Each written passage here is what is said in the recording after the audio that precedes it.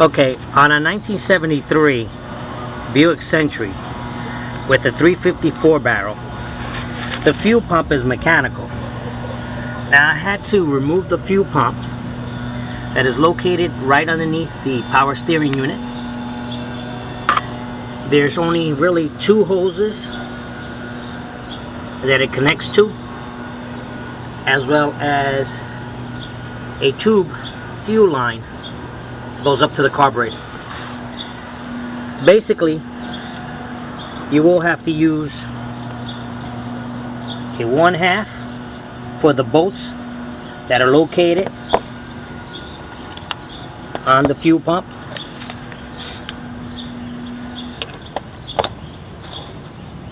You also will need a 5/8 to remove the nut on the fuel line. To remove one of the bolts, which is closer to the engine block, it seems to be a longer bolt.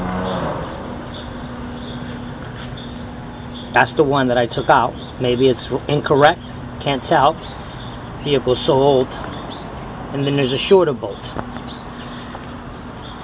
The bolt that's closer to the engine block will give you a little bit of a hard time. I was able to use a swivel with an extension, and I went on top of the vehicle, and I was able to use a ratchet with another swivel head. It wasn't tight, so that's a good thing. And then I was able to manually use the extension and remove it. So that's basically it. The fuel pump is a mechanical one.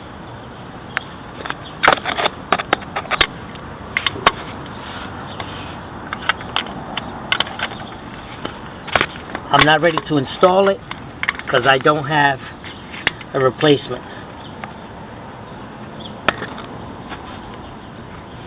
So I just wanted to show you that. I hope that this is the problem that I have, a faulty fuel pump. I hope I don't have clogged fuel lines going to the tank. I'm going to try to do a simple test. Maybe I'm able to get an electrical pump and suck up gas and get some flow going. Then I know at least it's clear. But you will have a little bit of a problem taking out the second bolt closer to the engine block. And I want to tell you that I used a screwdriver, flathead, also called regular, to remove the two clamps. Somehow the two clamps are using a regular screwdriver. I did notice that I had an old fuel pump in the yard, and it actually used those clamps that you must use needle nose pliers or some kind of tool to grasp both of them. So maybe the originals have these and they're a little bit awkward to work in that space. This was a fuel pump, an AC Delco fuel pump. I believe it's from some other vehicle. I found it in the yard. It's a little bit shorter. And this one was a replacement from, I believe, AutoZone. Cost me maybe about $20 a few years ago. It only has a 1-year warranty. So hopefully I can get another one for $20 and maybe that could solve the problem. But I lifted up the car using the standard jack. Have a good day.